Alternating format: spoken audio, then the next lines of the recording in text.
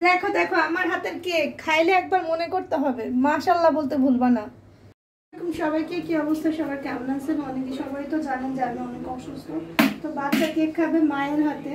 তো আমি আজকে ডাক্তার দেখাই আসার পরে একটু ভালো বুঝতেছি শরীরটা, যদিও কালকে আবার যেতে হবে সেলাই কাটার জন্য। কালকে যাবো না পরশুদিন যাবো সেটা ভাবতেছি, শুকায় নেয় নাকি এখনো।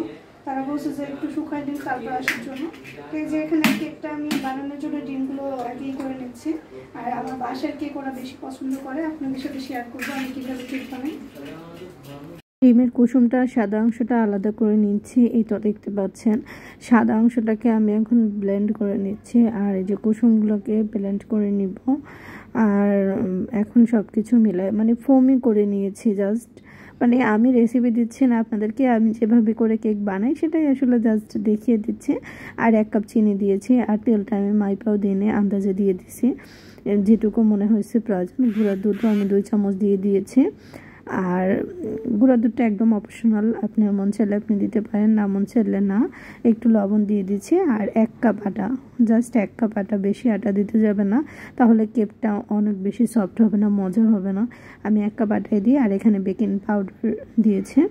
এখন সুন্দর করে আমি এটাকে কি বলে মিলাই নিছি। সব কিছু মিলাই নেওয়ার পরে এখন আমি কেক বসাই দিচ্ছি। এদিকে আমার বাবু অনেক ঝামেলা করতেছে, সে ফুড কালার দিয়ে কেক বানাবে। তো কী করব, ওর জন্য আলাদা পাত্রে দিয়ে দিয়েছি পাশেরটা, আর আমরা এটা দিয়েছি। এখন ওয়েট করতেছি।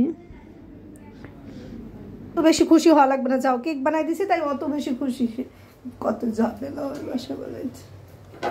এই দেখো দেখো কেকটা কেমন হয়েছে দেখো, একটু বিসমিল্লাহ।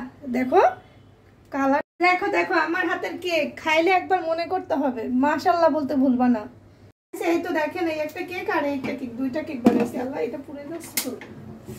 তো যাই হোক 2টা কেকই হয়ে গেছে। এটা কিন্তু মাশাআল্লাহ হয়েছে, মাশাআল্লাহ বলতে ভুলবেন না। দেখেন কেকটা কিন্তু কালারটা অনেক সুন্দর হয়েছে, দেখছেন অনেক সুন্দর হয়েছে। আর বাবার জন্য ফুড কালার দিয়ে বানাইছি, তো ওটা আসলে ওই যে হেজাবল্লা হয়েছে। আচ্ছা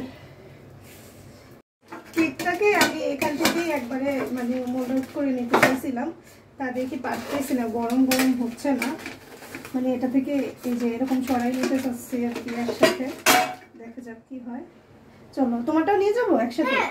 আচ্ছা দাঁড়াও এটাকে একটু উঠে নিব। ও মাই গড এটা ভাঙে গেছে, সমস্যা নেই, ঠিক করে দিব আমি, টেনশন করো না। কাগজ এই যে উঠে গেছিল, ঠিক করে দিছি না বলো। এখন এটাকে নিচ্ছি।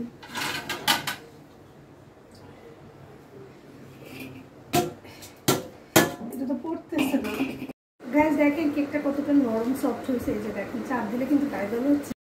এই যে কেকটাকে আমি একটু কেটে দেখাচ্ছি কতটা সফট হয়েছে ভিতরে। দেখেন এই যে দেখছেন ভিতরটা, এই যে কেকটা দেখেন কতটা সফট ভিতরে।